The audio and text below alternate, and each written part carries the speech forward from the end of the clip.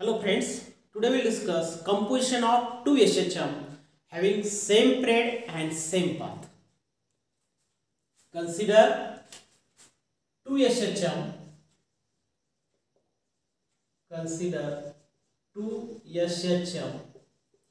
having same period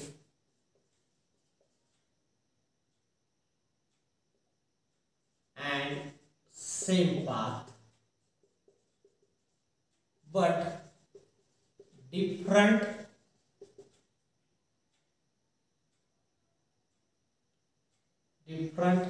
amplitude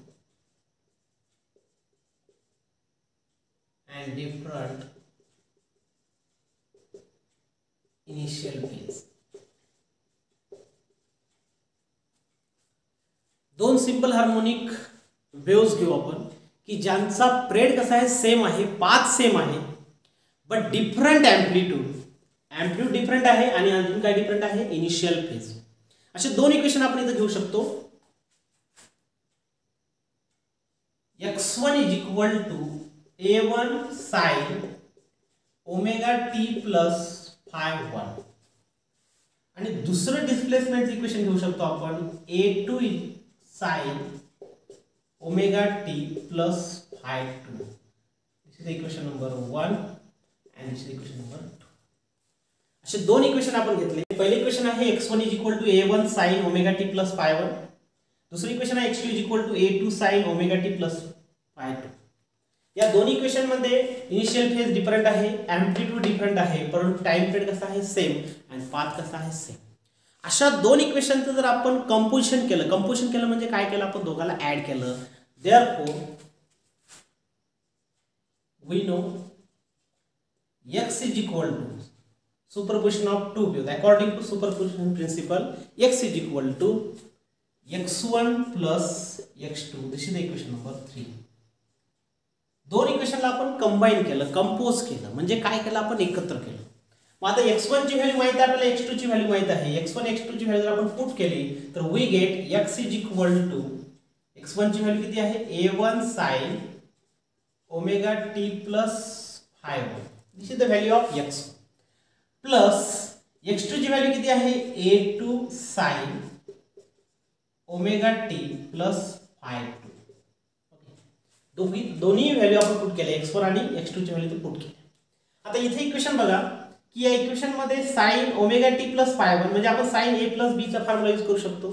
इथे पण sin omega t plus phi 1, इथे पण sin a plus b चा फॉर्म्युला यूज करू शकतो. युजिंग फॉर्म्युला, कोणता formula, sin a plus b, that is called as sin a into cos b plus cos a into sin b. हा formula आपण इथे use करतो कारण इथे a कोण आहे ओमेगा t, b कोण आहे phi 1. इथे a कोण आहे ओमेगा t आणि b कोण आहे phi 2.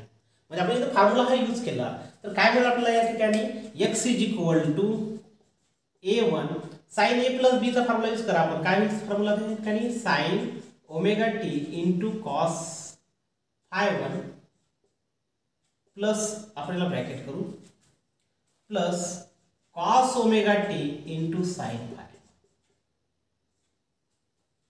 म्हणजे आपण इथं पहिल्या फॉर्म्युल्यासाठी यूज केला sin a कोण आहे आपल्यासाठी ओमेगा t आणि b कोण आहे आपल्यासाठी phi 1. म्हणजे sin a into cos b, sin omega t into cos phi 1 plus cos omega t into phi 1, cos omega t into sin phi 1. Okay, आता इथे फॉर्म्युला आपण प्लस a2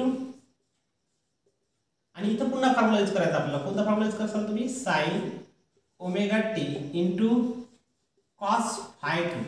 इथे एक b कोण आहे phi 2 plus cos omega t into sin phi.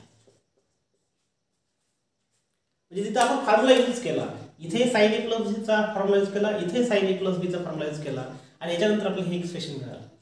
त्याच्यानंतर आपण काय करणार, a1 ने या ब्रॅकेटला मल्टिप्लाय करणार आणि a2 ने या ब्रॅकेटला मल्टिप्लाय केला तर मल्टिप्लाय केलं तर काय होईल, म्हणजे a1 आणि a2 ने मल्टिप्लाय केलं. आता या पूर्ण एक्सपान्शन मध्ये आपल्याला बघायचं आहे की sin ओमेगा t कोणाजवळ आहे, पहिल्या टर्म जवळ आहे आणि तिसऱ्या टर्म जवळ आहे. या पहिल्या आणि तिसऱ्या टर्म मध्ये आपण sin ओमेगा t कॉमन काढू आणि दोन टर्मला एकत्र करू म्हणजे काय राहते पहा, a1 cos phi 1.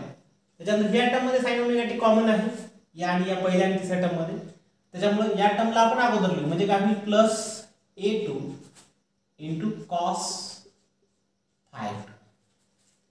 फर्स्ट आणि थर्ड टर्म मध्ये साइन ओमेगा टी आहे, साइन ओमेगा टी, त्याच्यामुळे साइन ओमेगा टी कॉमन काढला, इथं काय होईल साइन ओमेगा टी कॉमन काढल्यामुळे a1 cos phi आणि इथं काय शिल्लक राहील a2 cos phi 2. त्याच्यानंतर second term and fourth term मध्ये कॉमन काय आहे, सेकंड टर्म मध्ये cos ओमेगा टी आणि फोर्थ कॉमन कॉमन काय आहे cos ओमेगा टी.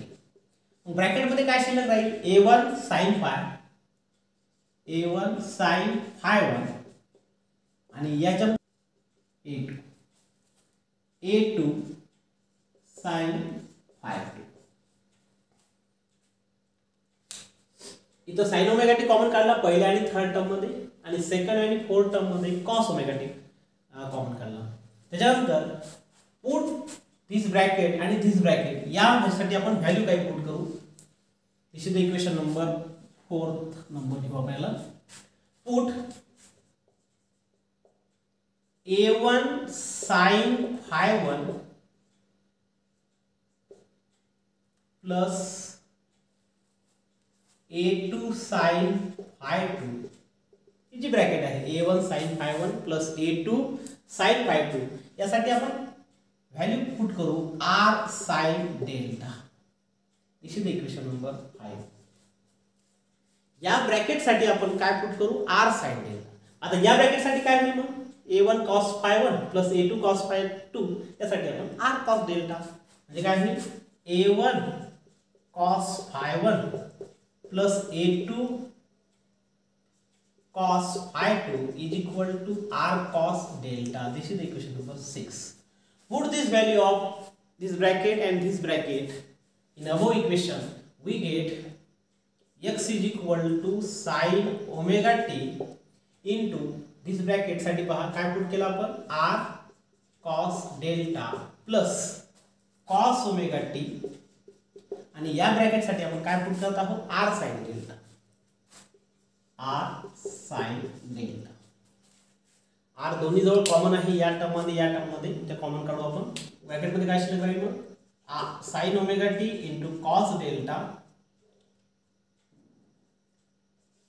प्लस इथे cos omega t into sin delta. दोन्ही टर्म मध्ये r कॉमन आहे, कॉमन काढला. ब्रॅकेट मध्ये पहा sin omega t cos delta plus cos omega t sin delta. म्हणजे कशाचं एक्सपान्शन आहे sin a plus b, that's formula. तर a कोण आहे ओमेगा t आणि b कोण आहे delta. Therefore we get x is equal to r and for this bracket sin omega t plus delta. This is the equation number 7. This is the expression for displacement in simple harmonic motion. Resultant displacement. This is the expression for resultant displacement.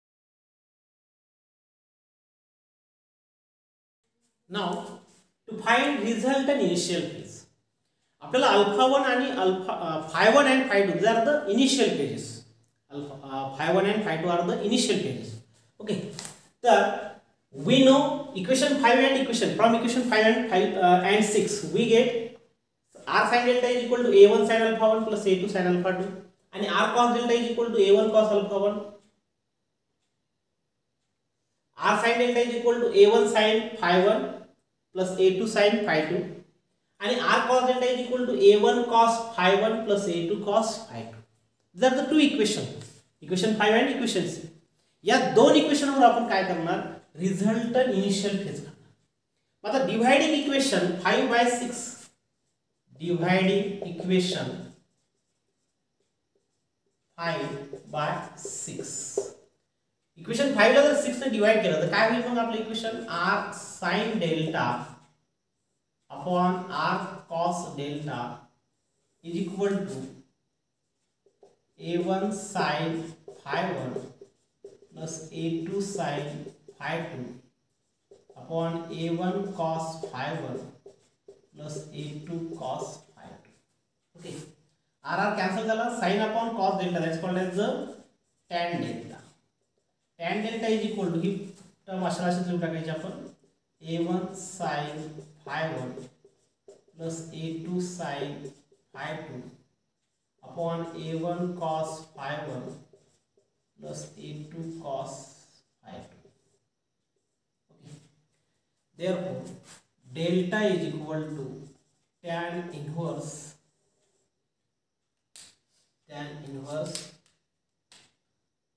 a1 sin phi 1 plus a2 sin phi 2 upon a1 cos phi 1 plus a2 cos phi 2. This is the expression for resultant initial phase.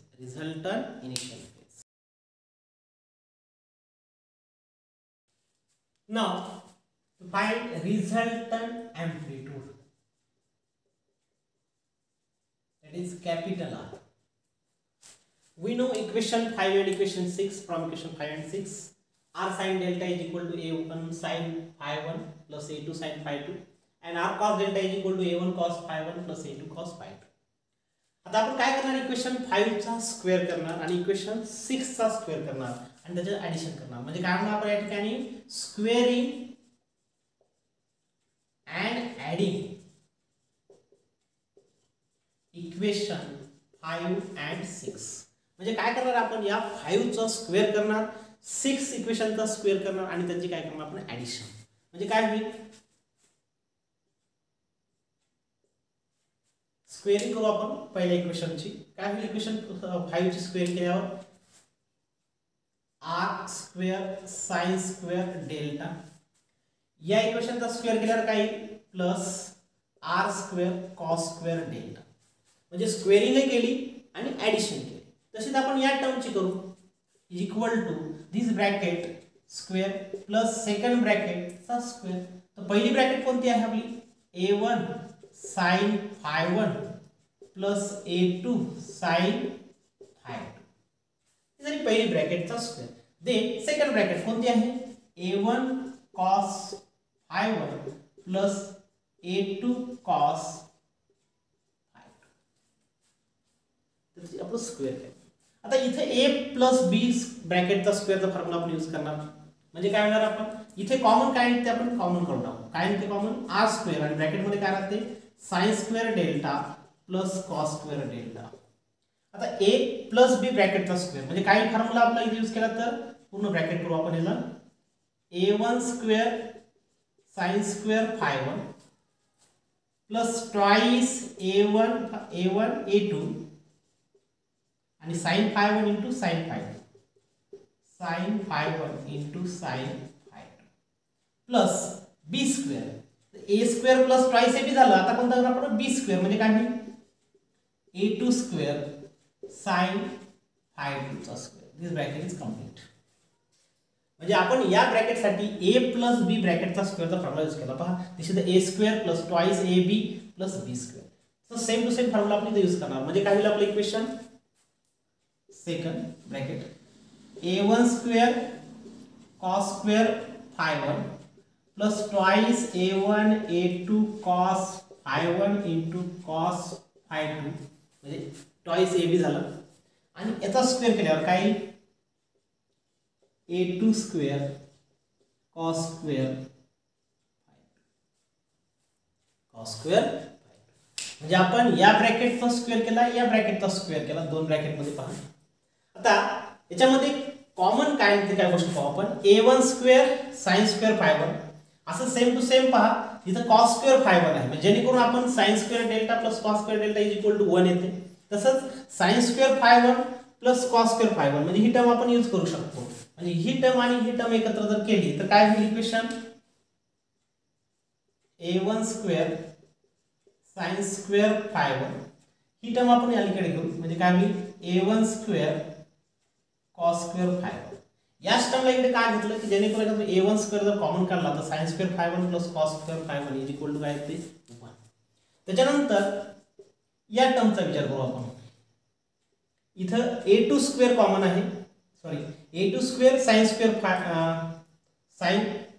Square phi 2 आणि तिकडे कोणती आहे शेवटची term a2 square cos square phi 2 म्हणजे काय होईल a2 square sin square phi 2 plus a2 square cos square phi 2. काय केलं आपण साइन स्क्वेअर फाय वन ज्याच्याजवळ आहे आणि कॉस स्क्वेअर फाय वन एकत्र केली.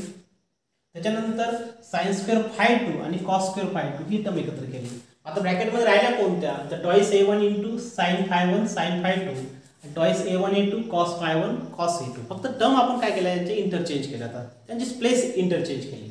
ओके, तर मग आता या टर्म मध्ये twice a1 a2 cos phi one into cos phi two ही टर्म अगोदर घेतली आणि ही टर्म आता शेवटी घेतली. म्हणजे काय होईल twice a1 a2 sine phi one into sine phi. असं काय केलं आपण पाहू आपण. आता या दोन टर्म मध्ये पहा a1 स्क्वेअर कॉमन निघालं. इथे आपण सॉल्व करून घेऊ. This bracket is called as value किती असते 1 आणि r square into 1 is equal to r square. आता या दोन टर्म मध्ये कॉमन काय निघालं a1 स्क्वेअर आणि ब्रॅकेट मध्ये काय राहते पहा sin square phi one plus cos square phi one. कशासाठी एकत्र केलं तर सापडते आपल्याला आन्सर. प्लस दुसऱ्या दोन टर्म मध्ये काय कॉमन आहे a2 स्क्वेअर आणि ब्रॅकेट मध्ये काय राहते sin square phi two plus cos square phi two. याची किंमत 1 याची किंमत 1 प्लस ट्वाइस a1 a2 आणि ब्रॅकेट मध्ये काय राहते पहा cos phi one into cos phi two plus sin phi one into sin phi two. Therefore r square is equal to a1 square into this bracket is 1. The value of this bracket is sin square theta plus cos square theta is equal to 1. So sin square phi 1 plus cos square phi 1 is equal to 1 plus a2 square आणि या ब्रॅकेटची value किती आहे 1 plus twice a1 a2 आणि हे कशाचं expression आहे cos a cos b plus sin a sin b. It's called cos a minus b. म्हणजे काय होईल आपला फॉर्म्युला इथे a कोण आहे फाय वन आणि a2 कोण आहे फाय टू. म्हणजे काय होईल आपला formula cos phi one minus phi two cos a cos b plus sin a sin b. तर फॉर्म्युला काय असतो cos a minus that's called cos phi one minus phi two. आणि ही जर व्हॅल्यू आपण इथे लिहू आपण r square is equal to काय a1 स्क्वेअर याचं मल्टिप्लिकेशन किती a2 square plus twice a1 a2 cos phi one minus phi two. आणि आपल्याला काढायची व्हॅल्यू कशाची आहे r ची. त्याच्यामुळे काय झालं आपण r इज इक्वल टू यांची व्हॅल्यू आपण नाही निघत म्हणून आपण काय करायला स्क्वेअर रूट टाकू. म्हणजे काय होईल a1 square plus a2 square plus twice a1 a2 into cos phi 1 minus phi 2. This is the expression for resultant displacement. Resultant displacement. This is the value of resultant displacement in S section. In S section. Okay. This is the resultant value of amplitude. Resultant value of amplitude in simple harmonic motion. There are some special cases if the phase difference between two edge. Special cases.